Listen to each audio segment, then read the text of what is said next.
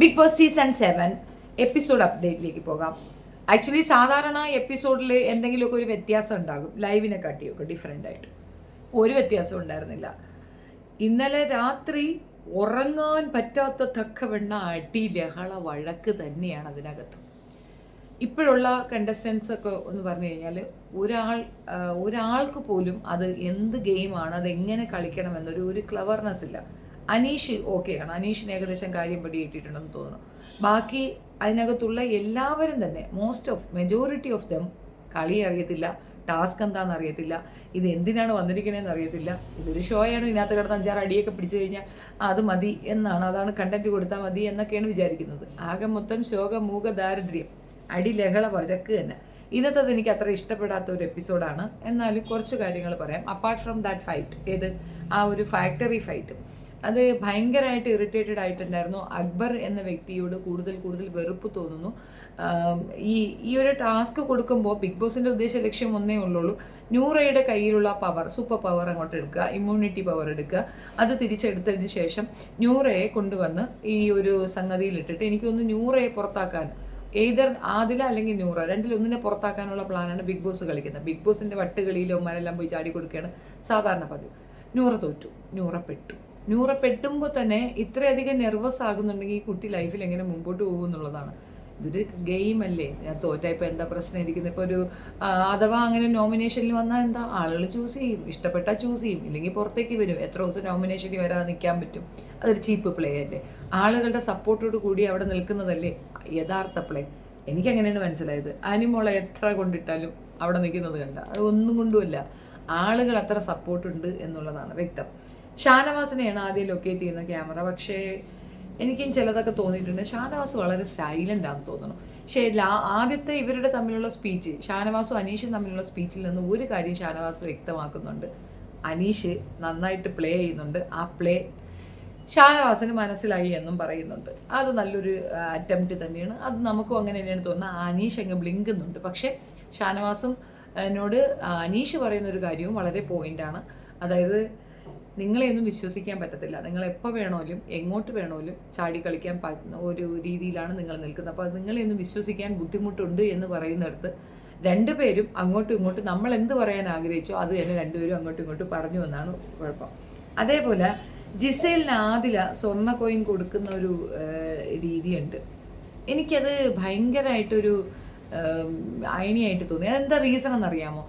അനുവിനെ പ്രൊവോക്ക് ചെയ്യാൻ ജിസേലിനെ പുകഴ്ത്തിയാൽ മതി എന്നൊരു ധാരണ അവിടെ ഹൗസ് മേറ്റ്സിനൊക്കെ ഉണ്ടായിട്ടുണ്ട് കേട്ടോ. മിക്കവാറും എല്ലാവരും അങ്ങനെ തന്നെ. നെവീൻ എന്താണ് കിടന്ന് കളിക്കണമെന്ന് അറിയുമ്പോൾ, ഇന്നലെ ഞാൻ ചെറിയൊരു പോർഷൻ കണ്ടിരുന്നു ഏഷ്യാനെറ്റിൽ, സൂപ്പറായിരുന്നു. ഈ ബാറ്ററി എന്തോ ലൂസായിട്ടുണ്ട്. നെവീൻ്റെ ആ ഷോ ഭയങ്കരമായിട്ട് നമുക്ക് പിടിച്ചിരുത്തും നമ്മളെ. ആ ഷോ കൊണ്ടുപോകുന്നതാണെന്ന് പറയും. ഇപ്പം മുമ്പൊരു സിനിമ ഉണ്ടായിരുന്നല്ലോ, തെങ്കാശി പട്ടണം. ആ സിനിമയ്ക്കകത്ത് യഥാർത്ഥത്തിൽ ആ സിനിമ കൊണ്ടുപോകുന്നത് ദിലീപാണ്. ഗസ്റ്റ് റോള് പോലെയാണ്, പുള്ളിയല്ല മെയിൻ റോള്. പക്ഷേ എന്നാൽ അവരാണ് കൊണ്ടുപോകുന്നത്. അതുപോലെ ഒരു കൊണ്ടുപോക്കാണ് നവീൻ കൊണ്ടുപോകണേന്ന് തോന്നുന്നു. തമാശയ്ക്കാണോ എന്ന് അറിയത്തില്ല. അനുവിൻ്റെ കൂടെ കിടന്ന് അടി കൂടുന്നുണ്ട്. പക്ഷെ അനു മിണ്ടാതിരിക്കുന്നു. അനുവിൻ്റെ ആ മൗനം, ചിരി, ആ നോട്ടം അതൊക്കെ അത്ര സീരിയസ് ആയിട്ടുള്ള ഫൈറ്റ് അല്ല. മൗനം വിദ്വാനുഭൂഷണമെന്ന് അനുമോൾ തെളിയിച്ചു എന്നുള്ളതാണ് സത്യം. ജിഷൻ ഈ നവീൻ പോയി ഒരുപാട് പറയുന്നുണ്ട്. പിന്നെ ഗിസേൽ പാവമാണ്, ഗിസേൽ നല്ലവളാണ്, ഗിസേൽ ഭക്ഷണം തരുന്നവളാണ്, ജിസേലിനെ പോലെ നല്ലൊരു വ്യക്തി ഇവിടെ വേറെയില്ല, മനസ്സിന് ഏറ്റവും കൂടിയ സൗന്ദര്യമുള്ളവളാണ്, പുറത്തും സൗന്ദര്യമാണ്, അനുമോളെ പോലെ അല്ല, കമ്പാരിസണൊക്കെ നടത്തിയിട്ട് വളരെ സ്ത്രീയെ എന്നൊക്കെ പറഞ്ഞ് വളരെ മോശമായിട്ടൊക്കെ വിളിക്കുന്നുണ്ട്. ഇത് ഉച്ചയ്ക്ക് ഞാൻ ലൈവിൽ കണ്ടതുമാണ്. പക്ഷെ അനീഷ് ഇതിനെ ശക്തമായി എതിർക്കുന്നത് കണ്ടിട്ടുണ്ടായിരുന്നു. ഇന്ന് കഴിഞ്ഞിട്ട് നേരെ കിച്ചണിലേക്ക് ചിലപ്പോൾ അനീഷ് പറഞ്ഞു കൊടുക്കുന്നുണ്ട്, കുറച്ചുകൂടെ മര്യാദയാകാം. അപ്പം നീ മര്യാദ പറഞ്ഞില്ലെങ്കിൽ നീ സ്വല്പ കാര്യം മനസ്സിലാക്കും. അനീഷ് ആദ്യമായിട്ടാണ് ഇത്ര സ്ട്രോങ് ആയിട്ട് ഈ ഷാനവാസിനല്ലാതെ മറ്റൊരാൾക്ക് എതിരെ ഇത്രയും ശക്തമായ ഭാഷയെ സംസാരിക്കുന്നതെന്ന് തോന്നുന്നു. നവീൻ കളിയാക്കിയതാണോ കളിച്ചതാണോ എന്ന് മനസ്സിലാകാതെയാണോ എന്ന് അറിയത്തില്ല. ഏകദേശം എനിക്ക് അങ്ങനെയാണ് മനസ്സിലായിട്ടുള്ളത്. പിന്നെ ഒണിയിൽ ടാർഗറ്റ് ചെയ്യുന്നത് അനുവിനെ, ആദില ടാർഗറ്റ് ചെയ്യുന്ന അനുവിനെ, അതായത് ഓൾമോസ്റ്റ് അവിടെയുള്ള ഹൗസ്മേറ്റ്സ് ഒക്കെ തന്നെ ആദിലെ കളിയാക്കാനും ടാർഗറ്റ് ചെയ്യാനും പോകുന്നു. ഇന്നലത്തെ എപ്പിസോഡ് കണ്ട എല്ലാവർക്കും മനസ്സിലാകുന്ന ഒരു കാര്യം എന്തെന്ന് പറഞ്ഞു കഴിഞ്ഞാൽ, അനുമോൾ എടുത്ത ആ ഒരു ക്യാരക്ടർ, ആ ആടിൻ്റെ ക്യാരക്ടർ പെർഫെക്റ്റ് ആയിട്ട് ചെയ്തിട്ടുണ്ട്. എല്ലാവരും ചിരിച്ചിരുന്നു. ഇന്നത്തെ ഇതിനകത്ത് അത്രത്തോളം വന്നിട്ടില്ല എങ്കിൽ പോലും നന്നായി പെർഫോം ചെയ്തിരുന്നു ലാസ്റ്റ് ടൈം. എന്നിട്ടും അത് കൊള്ളത്തില്ല, അത് മോശമാണ് എന്ന് പറഞ്ഞുകൊണ്ട് അനുവിനെ പ്രൊവോക്ക് ചെയ്യാനായിട്ട് ഇവറ്റകൾ പിന്തുടർന്ന് നടക്കുന്നുണ്ട്. എന്തെന്നാണ് എന്തോ. പക്ഷെ അനു കരയുന്നില്ല, അതൊരു പ്ലസ് പോയിൻ്റാണ്. അനു കരയാതിരിക്കുന്നത് നല്ലതാണ്. അപ്പോൾ അനീഷ് പക്ഷെ അതിന് കൃത്യമായിട്ട് അവിടെയും മറുപടി കൊടുക്കുന്നുണ്ട്. മറ്റേ നെവീൻ പറയുമ്പോഴും മറുപടി കൊടുക്കുന്നുണ്ട്. എവരിവെയർ ഒരു മാറി നിന്നിട്ടാണെങ്കിലും അനീഷ് മൗനമായിട്ടാണെങ്കിലും അനുമോളെ ഭയങ്കരമായിട്ട് സപ്പോർട്ട് ചെയ്യുന്നതാണ് കാണുന്നത്. കാര്യം എന്താണെന്ന് അറിയത്തില്ല, നീ വേറെ എന്തെങ്കിലും പരിപാടി ഉണ്ടോയെന്ന് അറിയത്തില്ല. പ്രവീണിൻ്റെ മറ്റൊരു മുഖവും ഇന്നത്തെ എപ്പിസോഡിൽ നമ്മൾ കണ്ടിട്ടുണ്ടായിരുന്നു. പിന്നെ കുരങ്ങിൻ്റെ ഒരു ഫോർമേഷൻ ഉണ്ടല്ലോ, അതായത് ഇവർക്ക് ലാസ്റ്റ് ഒരു സർക്കസിൻ്റെ ഒരു ടാസ്ക് കൊടുക്കുന്നുണ്ട്. അതിനകത്ത് സത്യം പറഞ്ഞാൽ കുരങ്ങിൻ്റെ ഇത് കൊടുക്കേണ്ടിയിരുന്നത് അനുമോൾക്കോ വേറെ ആർക്കോ അല്ല, ജിസേലിനായിരുന്നു. ജിസേലിന് സിംഹത്തിൻ്റെ കൊടുത്ത് അനുമോളെ ആട്ടുംകുട്ടി ആക്കിയത് ആക്ച്വലി ബിഗ് ബോസിന് അത് അവരിലേക്കൊരു മെസ്സേജാണ് കൊടുത്തത്. അത് അനുമോൾക്ക് മനസ്സിലായിട്ടില്ല, ജിസേലിന് ഏകദേശം മനസ്സിലായിട്ടില്ല. ജിസേൽ വിചാരിക്കുന്ന താൻ ഭയങ്കര കേമത്തിയാണ് എന്ന ഒരു കൺസെപ്റ്റാണ്. അങ്ങനെയല്ല, ജിസേൽ ഒരു വേട്ടമൃഗമാണെന്നും മറ്റേത് വേട്ടയാടപ്പെടേണ്ട ഒരാളാണെന്നും എന്ന ഒരു സിഗ്നലാണ് അവിടെ കൊടുത്തിരിക്കുന്നതെന്ന് എനിക്ക് മനസ്സിലാവുന്നത്. അവർക്കത് മനസ്സിലായിട്ടില്ല, ഹൗസ് മേറ്റ്സിനും അത് മനസ്സിലായിട്ടില്ല. പുറത്തുനിന്ന് വന്നവരും ഓൾറെഡി അതിനകത്ത് ഇൻവോൾവ് ആയതുകൊണ്ട് അവർക്കും അത് പിടികിട്ടിയിട്ടില്ല. പക്ഷെ നമുക്കത് മനസ്സിലായി എന്നുള്ളതാണ്. ഇനി ഇതെല്ലാം അവിടെ നിൽക്കട്ടെ, ഈ വിഷയമൊക്കെ അവിടെ നിൽക്കട്ടെ. അടുത്തൊരു സീനാണ്, എനിക്കൊരു വസ്തു മനസ്സിലായിട്ടില്ല. ആദ്യം ആരൊക്കെയാണെന്നറിയാം, ബെന്നിയും ജിസേലും കൂടെ ഫൈറ്റാണ്. ഇതെല്ലാം കഴിഞ്ഞിട്ട് കിച്ചണിലേക്ക് പോകുന്നു. ജിസേൽ അവിടെ കുക്ക് ചെയ്തുകൊണ്ടിരിക്കുന്നു, ബെന്നിയും കുക്ക് ചെയ്തുകൊണ്ടിരിക്കുന്നു. രണ്ടും കൂടെ അടി കൂടുന്നു. എന്തിനാ അടി കൂടുന്നു എന്നുള്ള കൺഫ്യൂഷനാണ്. പക്ഷേ ഇതെന്തിനാ രണ്ടും കൂടെ അങ്ങോട്ടും ഇങ്ങോട്ടും ബഹളം വയ്ക്കുന്നതെന്നുണ്ടാകും, മനസ്സിലാകുന്നില്ല, ഒന്നും പിടികിട്ടുന്നില്ല. രണ്ടാമത് കുറച്ച് കഴിഞ്ഞപ്പം ആ അടി നടന്നുകൊണ്ടിരിക്കുമ്പോൾ രണ ഫാത്തിമ അതിനകത്തേക്ക് ചാടി വീഴുകയാണ്. അപ്പോൾ പ്രവീൺ വരികയാണ്. പിന്നെ പ്രവീണ് രണയും കൂടെ അടിയായി. ഇവരൊക്കെ പറയുന്ന ഫുഡിൻ്റെ കാര്യമുണ്ട്, പക്ഷെ സംഗതി എന്താണെന്ന് പിടികിട്ടുന്നില്ല. കുറേ നേരം കൂടെ നോക്കിയപ്പം വീണ്ടും അടുത്ത് ബെന്നിയും ആര്യയും കൂടെ അടിയായി, ആര്യനും കൂടെ അടിയായി. അതെന്തിനാണെന്നും പിടികിട്ടിയിട്ടില്ല. ഇച്ചിരി കൂടെ കഴിഞ്ഞപ്പം അനീഷും ആര്യനും കൂടെ അടി.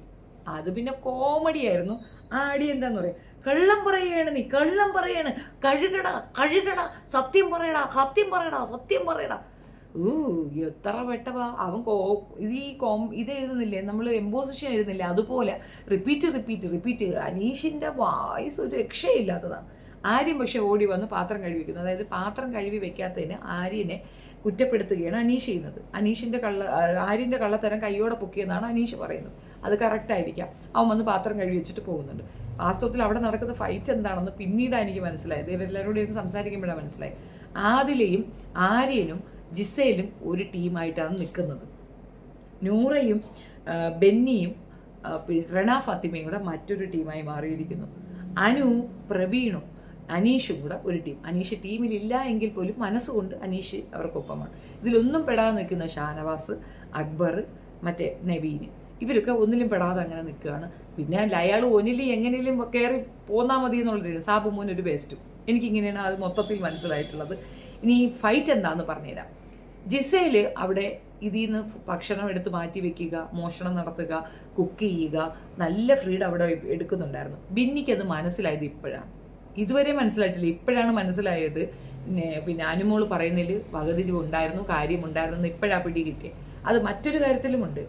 ഈ ആര്യനും ജിസേലും തമ്മിലുള്ള കൊനാഫിക്കേഷനും ഉണ്ട്. ഇവർ മൈക്ക് പൊത്തിപ്പിടിച്ച് സംസാരിക്കുന്നതിൽ നമ്മുടെ ബിഗ് ബോസ് കൈയോടെ പൊക്കുന്നുണ്ട്. അങ്ങനെ പറയാനുണ്ടെങ്കിൽ ഒരുപാട് കാര്യങ്ങൾ ഇവർ ചെയ്യുന്ന പേക്കൂത്തുകൾ.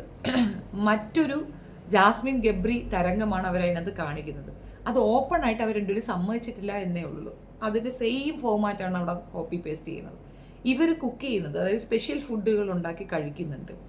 അത് മറ്റുള്ളവർ കൂടെ ബാധിക്കുന്ന ഒരു വിഷയമല്ലേ. മറ്റുള്ളവർക്ക് ഫുഡ് ഉണ്ടോ ഇല്ലയോ എന്ന കൺസേൺ ഇല്ലാതെയാണ് അവർ കഴിക്കുന്നത്. അതുകൊണ്ടാണ് ബിന്നി കറി തികഞ്ഞില്ല എടുത്തുകൊണ്ട് പോയ കറിയിൽ നിന്ന് സ്പൂണിട്ട് തിരിച്ചെടുക്കുന്നത്. ആരുടെ കയ്യിൽ നിന്ന്? ജിസേലിൻ്റെ കയ്യിൽ നിന്നും, ജിഷിൻ്റെ കയ്യിൽ നിന്നും, ആര്യൻ്റെ കയ്യിൽ നിന്നും ഒക്കെ പോയി ടേബിളിൽ അവർ കഴിച്ചുകൊണ്ടിരിക്കുന്നിടത്തു നിന്ന് പോയി കറി എടുത്തുകൊണ്ട് വരുന്നുണ്ട്. അത്രയ്ക്ക് ദാരിദ്ര്യമായി എന്നുള്ളതാണ്. ഫുഡിൻ്റെ കാര്യത്തിൽ ഭയങ്കര ഫൈറ്റ് കിടക്കുകയാണ്. ഏറ്റവും ബെനിഫിറ്റായി അല്ലെങ്കിൽ ഈ ഫുഡൊക്കെ കൃത്യമായി കിട്ടുന്നത് ജിസേലിനാണ്, ആര്യനാണ്, അതേപോലെ ആദിലേക്കും അതൊക്കെ കിട്ടുന്നുണ്ടെന്നാണ് അറിവ്. എനിക്കങ്ങനെയാണ് അവർ പറഞ്ഞതിൽ മനസ്സിലായത്. ആകെ മൊത്തത്തിൽ എല്ലാം കൂടെ കിടന്ന് അടി ബഹളം ഫുഡിന് വേണ്ടിയിട്ടാണ്. ജിസേലിന് അവിടെ ഒരു പ്രിവിലേജ് ഉള്ളതുപോലെ ജിസേൽ പെരുമാറുന്നുണ്ട്, ജിസേലിന് ആ പ്രിവിലേജ് കിട്ടുന്നുണ്ട്, അത് അവൾ യൂസ് ചെയ്യുന്നുണ്ട്. പക്ഷെ അത് ബിഗ് ബോസ് കൊടുത്ത പ്രിവിലേജ് അല്ല, ഹൗസ് മേറ്റ്സ് തന്നെ കൊടുത്തതാണ്. പരസ്പരം തമ്മിലടിക്കുമ്പോൾ തേർഡ് പേഴ്സൺ സ്കോർ ചെയ്യൂ എന്നുള്ളതിൻ്റെ ഏറ്റവും നല്ല ഉദാഹരണമാണ് ജിസേൽ.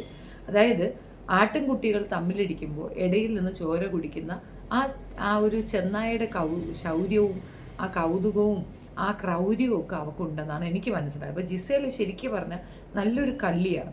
അത് കയ്യോടെ പിടിച്ചിരിക്കുകയാണ് ബിന്നി തകർത്ത് വാരുന്നുണ്ട്. നീ ഇവിടെ കുക്ക് ചെയ്യണ്ട, ഇവിടെ കിടന്ന് വഴക്കുണ്ടാക്കണ്ട, കുക്ക് ചെയ്യണ്ട. ഇത് പ്രവീൺ എന്തുകൊണ്ട് കയറി പിടിച്ചെന്ന് പറഞ്ഞു കഴിഞ്ഞാൽ ജിഷിന് വേണ്ടിയിട്ട് ഫുഡ് ഉണ്ടാക്കുക എന്ന് പറഞ്ഞുകൊണ്ടാണ് ഈ ജിസേൽ അവിടെ കുക്കിങ്ങിന് കയറിയിരിക്കുന്നത്. അപ്പോൾ പ്രവീൺ തെറ്റിദ്ധരിച്ചു, ജിഷിന് വേണ്ടിയിട്ട് ഉണ്ടാക്കുകയല്ലേ, അവ ഉച്ചയ്ക്കൊന്നും കഴിച്ചിട്ടില്ലല്ലോ, അവന് വേണ്ടി ചെയ്യല്ലേ, സ്നേഹത്തോടെ ചെയ്യല്ലേ, കള്ളിയാ. ഇപ്പോൾ ചിലർ അമ്മമാർ ഫുഡ് കഴിച്ചില്ലെന്നൊക്കെ പറയും. എന്താണെന്നറിയാമോ, അടുക്കളയിൽ നിൽക്കുമ്പോൾ ഇത് വെട്ടുമ്പോഴും അരിയുമ്പോഴൊക്കെ ആവശ്യത്തിന് അങ്ങ് തിന്നും. അപ്പോൾ പിന്നെ വിശപ്പുണ്ടാകത്തില്ല. അവർ കഴിച്ചില്ലെന്ന് പറഞ്ഞിട്ട് വലിയ വേദനയൊന്നും തോന്നണ്ട. കാരണം ടേസ്റ്റ് നോക്കി വലിയ വിശപ്പൊന്നും അവർക്ക് കാണത്തില്ല. അതുപോലൊരവസ്ഥയാണ് ജിസേലിനും. ഇതുപോലെ ചെറിയ കുസൃതികൾ കാണിച്ച് അതിൻ്റെ കൂടെ നിന്ന് അവൾക്കുള്ളതും കൂടെ ഉണ്ടാക്കി എടുത്തുകൊണ്ട് വരാൻ പറ്റും. ഇപ്പോൾ ഒരു ചപ്പാത്തി എടുത്ത് അവൾ ഇതുപോലെ ഒരെണ്ണം ഉണ്ടാക്കി, ആലു പൊറോട്ട ഉണ്ടാക്കി അവൾക്കും കഴിക്കാൻ കിട്ടും. അതായിരിക്കും ഉദ്ദേശം തോന്നുന്നു. ആര്യൻ ഇതിനെ ഒന്ന് വെളുപ്പിക്കാനും സൂപ്പിക്കാനും ശ്രമിക്കുന്നുണ്ട്. അവർ രണ്ടുപേരും ജോഡിയായിട്ടാണ് നടക്കുന്നത്. സെയിം ആസ് ഗബ്രി ആൻഡ് ജാസ്മിൻ്റെ അതേ കോപ്പി പേസ്റ്റ്. അനുമോൾ പറഞ്ഞത് സത്യമാണെന്ന് ഹൗസ് മേറ്റ്സിന് ഓരോരുത്തർക്കായി ബോധ്യപ്പെടുന്നുണ്ടെന്നാണ് അവരുടെയൊക്കെ സംഭാഷണങ്ങളിൽ നിന്ന് മനസ്സിലായിട്ടുള്ളത്. പിന്നെ ജിസേലിൻ്റെ കാര്യത്തിൽ ഈ കൂടുതൽ തീരുമാനങ്ങൾ നമുക്ക് എടുക്കാൻ പറ്റത്തില്ല. എന്നാൽ ഇൻ്റർനാഷണൽ ലെവലിൽ നിന്ന് വന്ന നാഷണൽ ലെവലിൽ നിന്ന് വന്ന ഭയങ്കര പിന്നെ എന്താ പറയണേ, മോഡലിങ്, അതിനോടനുബന്ധിച്ച് ഒരുപാട് ഇതിലൊക്കെ പാർട്ടിസിപ്പേറ്റ് ചെയ്ത് ഒരു ഗ്രേറ്റ് സംഗതിയാണ്. അവരെ ഈസി ആയിട്ട് ഇറക്കി വിടത്തില്ല. അവരവിടെ നിൽക്കുന്നത് തന്നെ നല്ലത്. ഇറക്കി വിടണമെന്നല്ല ഞാൻ പറയണത്, പക്ഷേ ഫൗൾ പ്ലേ കളിക്കുന്നത് നോട്ടിഫൈ ചെയ്ത് അവരെ എത്തിരിയെങ്കിലും എന്തെങ്കിലുമൊക്കെ പറയണം. ഞാൻ ഇന്ന് സൽമാൻ ഖാൻ്റെ പ്രോഗ്രാം ഒന്ന് കാണാനിടയായി. എൻ്റെ അമ്മോ, ഇയാൾ എന്താണെന്നറിയാം, മോനെ മോളെ ചക്കരെ മുത്തേ പഞ്ചാരെ ഇമാതിരിയാണ് മോഹൻലാൽ കണ്ടുപഠിക്കേണ്ടതാണ് സൽമാൻ ഖാൻ്റെ പ്രോഗ്രാം. എന്താ ഒരു ഫയറിങ്, എന്താ ഒരു സ്ട്രെങ്ത്, ഭയങ്കര സൂപ്പർ എന്ന് പറഞ്ഞാൽ സൂപ്പർ. വേറുള്ളവർ എന്ത് പറയുന്നു, ഹൂ കേസ്, പറയേണ്ട കാര്യം അടിച്ച് പറയുന്നുണ്ട്. അതുപോലെ ഒരു നല്ല സ്ട്രോങ് ആയിട്ട് നിന്ന് സംസാരിക്കേണ്ട ആങ്കറാണ് മോഹൻലാൽ. പക്ഷേ പാർഷ്യാലിറ്റി കാണിക്കുന്നു, ഒരാളെ മാത്രം ടാർഗറ്റ് ചെയ്യണു. അത് അവരുടെ ഗെയിമിന് വേണ്ടിയിട്ടാണെങ്കിൽ പോലും അത് തെറ്റായൊരു നടപടിയാണ്. കഴിഞ്ഞ പ്രാവശ്യമേ ഞാനത് പറഞ്ഞിരുന്നു. ഈ മരവാഴ അതിനകത്തുണ്ട്. ഇത്തവണത്തെ എല്ലാവരും ഈ വാഴകളാണ് എന്ന് പറയുന്നുണ്ട് അനുമോള്. മരവാഴകൾ എന്ന് പറയുന്നുണ്ട്. എന്ന് വെച്ചാൽ വാഴകളിൽ കുറച്ചുകൂടെ മരം പിടിച്ചത്, അതായത് കായ്ഫലമില്ലാത്ത വാഴകൾ എന്നാണ് പിന്നെ അനുമോൾ ഉദ്ദേശിച്ചത്. പക്ഷെ സത്യത്തിൽ അവിടെ ഒരേ ഒരു വാഴയേ ഉള്ളൂ, അത് മോഹൻലാലാണെന്നാണ് എനിക്ക് പറയാനുള്ളത്. ബാക്കിയൊക്കെ കറക്റ്റ് തന്നെയാണ്. ഈ ഇപ്പോൾ വന്നവർക്കൊന്നും കളി അറിയത്തില്ല, കഥ അറിയാതെ ആട്ടം കാണുന്നു എന്നതിനപ്പുറം അവരാരും കുഴപ്പക്കാരാണെന്ന് എനിക്ക് തോന്നിയിട്ടില്ല. ഇനി വരും ദിവസങ്ങളിൽ എന്ത് നടക്കും നമുക്ക് നോക്കാം. ഇന്നത്തതെല്ലാം നൂറ കൊണ്ടുപോയി. ഈ അടുത്ത ദിവസത്തെ എപ്പിസോഡിലും ലൈവിലും ഒക്കെ നൂറയായിരിക്കും പെർഫോം ചെയ്യുക. ബിക്കോസ് അവൾ ഫെയിലാക്കുക എന്നുള്ളതാണ് അക്ബറിൻ്റെ ടാർഗറ്റ്. ബ്ലാക്ക് പോയിന്റ് ഒക്കെ കൊടുത്തത് കൊണ്ട് തീർച്ചയായിട്ടും അവളെ ഫെയിലാക്കാനാണ് ചാൻസ്. ആ ഗെയിം ഷോയെ പറ്റി ഞാനൊരു വീഡിയോ ഇട്ടിട്ടുണ്ട്. ആ ടാസ്ക് എന്താണെന്നുള്ളത് കൃത്യമായി പറഞ്ഞൊരു വീഡിയോ ഇട്ടിട്ടുണ്ട്. അതുകൊണ്ട് ഞാനിതിവിടെ റിപ്പീറ്റ് ചെയ്യുന്നില്ല. എൻ്റെ റിവ്യൂ ഇഷ്ടപ്പെടുകയാണെങ്കിൽ കമൻറ്റ് ചെയ്യുക, ലൈക്ക് ചെയ്യണം, ഷെയർ ചെയ്യണം, സബ്സ്ക്രൈബും കൂടെ ചെയ്താൽ വലിയ ഉപകാരം. നിങ്ങളുടെ അഭിപ്രായം ഇമ്പോർട്ടൻ്റ് ആണ്. അപ്പോൾ നിങ്ങൾ തീർച്ചയായിട്ടും കമൻറ്റ് എഴുതിയിടുക. Thank you.